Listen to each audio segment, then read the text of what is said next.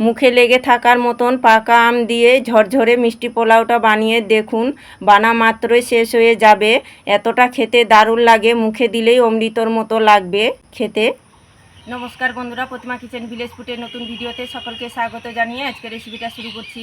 আর আজকে আমি আপনাদের সঙ্গে শেয়ার করব পাকা আমের ঝরঝরে মিষ্টি পোলাও। পাকা আম দিয়ে তো হয়তো অনেকে অনেক রকমভাবে রেসিপি বানিয়ে খেয়েছেন, তবে এইভাবে করে বানিয়ে খেয়ে দেখুন, খেতে কিন্তু দারুণ লাগে আর বানানো খুবই সহজ। চলুন সহজভাবে বানিয়ে দেখাবো। তো কিভাবে বানাচ্ছি বন্ধুরা, স্কিপ না করে পুরো ভিডিওটা দেখবেন।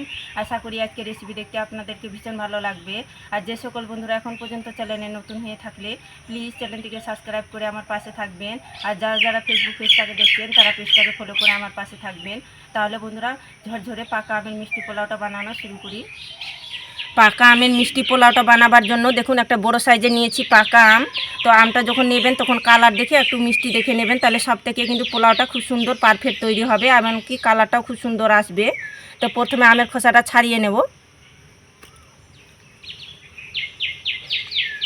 যেহেতু আমটা অনেকটাই পাকা আছে তার জন্য দেখুন এইভাবে করে খোসাটা কিন্তু ছাড়িয়ে যাচ্ছে সুন্দর করে, দেখুন। আর কালারটাও দেখুন আমের কত সুন্দর লাগছে দেখতে।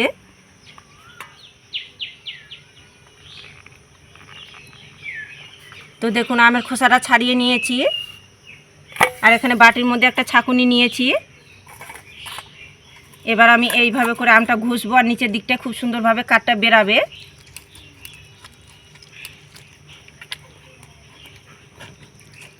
তো আপনাদের যেভাবে সুবিধা মনে হবে সেভাবে করে কিন্তু বের করে নিতে পারেন। আর দেখুন নিচের দিকটা কত সুন্দরভাবে পড়ছে। এইভাবে করে ছাঁকুনির মধ্যে ঘুষতে গেলে খুব সুন্দরভাবে পড়বে। তো দেখুন আমের কাঠটা আমি খুব সুন্দর করে বের করে নিয়েছি। আর এদিকে উনুন ধরিয়ে কড়াই বসিয়ে দিয়েছি। এই বাটি মেপে নিয়ে নিব আমের কাঠটা।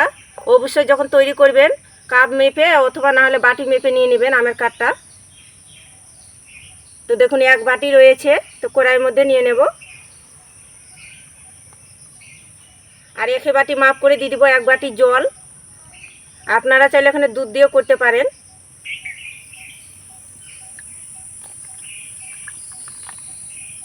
আর দিব সামান্য একটু লবণ। এবার নাড়াচাড়া করে একটু গরম করে নেব। খুব বেশি কিন্তু ফুটানোর দরকার নেই, একটু নাড়াচাড়া করে গরম করে নিতে গেলেই হয়ে যাবে। তো নাড়াচাড়া করে আমি গরম করে নিয়েছি। আর যে বাটি মেপে আমের কাঠটা নিয়েছি ঠিক ওই বাটি মেপে দিয়ে দেবো আমি এক বাটি সুজি। সুজিটা অল্প করে দেবো আর ভালো করে মিশিয়ে নেব।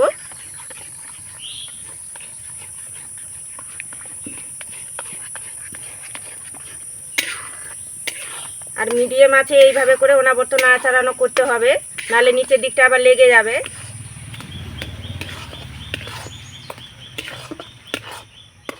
বেশ কিছুক্ষণ নাড়াচাড়ানো করে নিয়েছি। আর আগের তুলনায় দেখুন অনেকটাই কিন্তু শক্ত হইতে শুরু করে দিয়েছে ডোটা। তো আর একটুখানি নাড়াচাড়া করে আমি শক্ত করে নেব।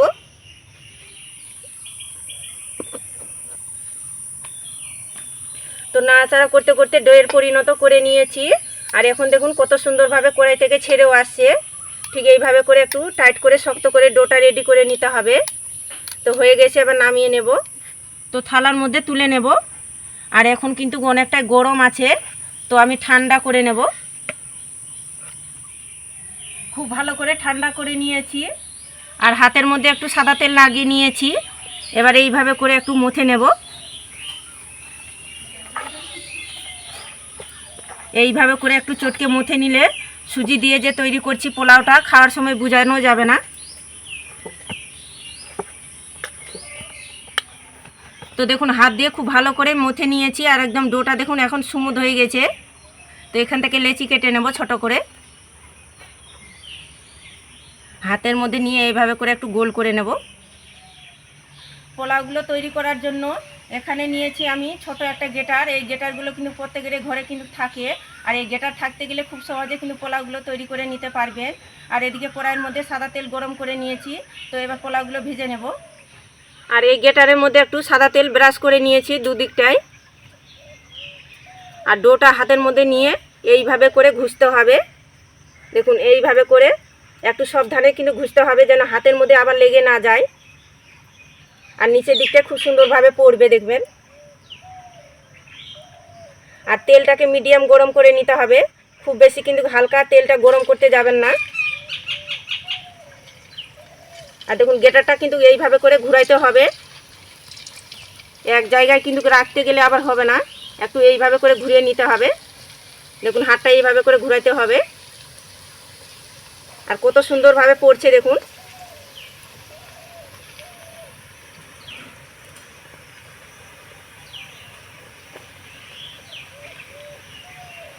আর এদিকে উনুনের আঁচটা হালকা রেখেছি।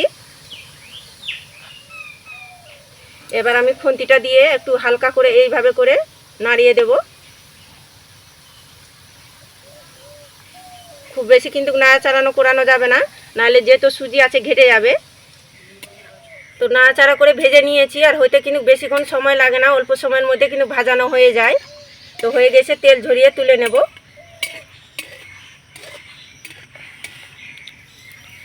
এই দেখুন এইভাবে করে আমি ভেজে নিয়েছি, আপনারা চাইলে এর থেকে লালচে কালার করেও ভেজে নিতে পারেন। আর দেখতে দেখুন কি দারুণ লাগছে। একটা প্লেটের মধ্যে তুলে নেব। এইভাবে করে সবগুলো পোলাও আমি ভেজে নেব। অল্প করে ডো নিয়ে এইভাবে করে একটু ঘুষতে হবে। আর দেখুন কত সুন্দরভাবে নিচের দিকটা পড়ছে।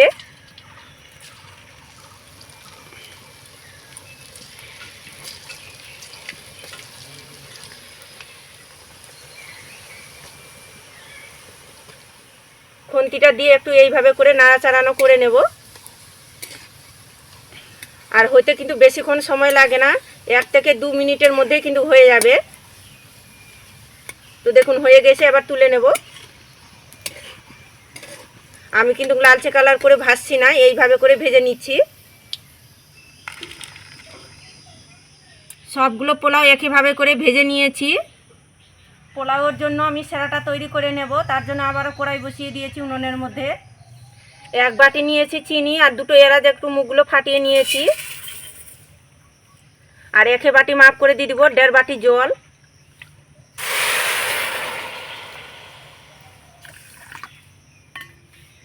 এবার চিনি জলটা নাড়াচাড়া করে সেরাটা তৈরি করে নেব। আর একটু চিটচিটে সেরাটা তৈরি করে নিতে হবে। তো চিনি জলটা নাড়াচাড়া করে আমি ফুটিয়ে নিয়েছি, আর একটু চিটচিটে সেরাটা তৈরি করে নিতে হবে। তো সেরাটা হয়ে গেছে, এবার নামিয়ে নেব। সেরাটাকে নামিয়ে হালকা কুসুম ঠান্ডা করে নেব। সেরাটাকে নামিয়ে আমি কুসুম গরম ঠান্ডা করে নিয়েছি। সেরাটা কিন্তু অতিরিক্ত গরমের মধ্যে দিতে যাবেন না। এবার আমি পোলাওগুলো দিয়ে দেব।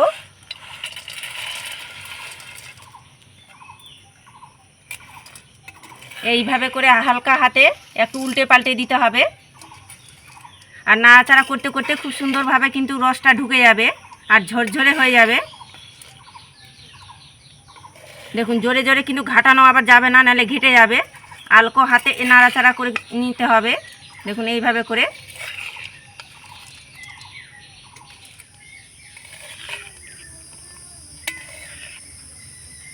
আর দেখুন নাড়াচাড়া করতে করতে কত সুন্দরভাবে কিন্তু রসটা ঢুকে গিয়েছে ভিতর পর্যন্ত, আর কত সুন্দর রসালো আর ঝরঝরে হয়ে গেছে। তো এবার আমি প্লেটের মধ্যে তুলে নেব।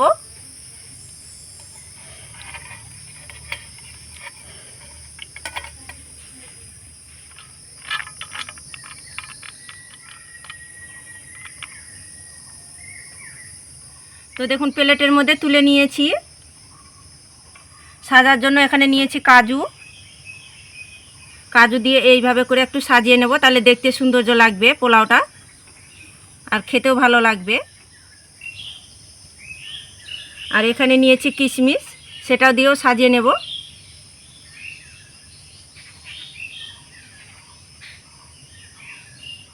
কাজু কিশমিশ দিয়ে সুন্দর করে সাজিয়ে নিয়েছি। আর সাজার পরে দেখুন কি দারুণ লোভনীয় লাগছে।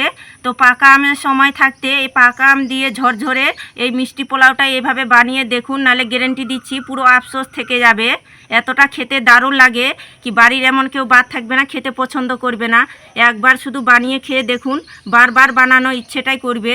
এত স্বাদ দেখবেন মুখে লেগে থাকার মতন। আর দেখুন কতটা ঝরঝরে হয়েছে, মুখে দিতেই মিশে যাবে, দারুণ লাগে খেতে।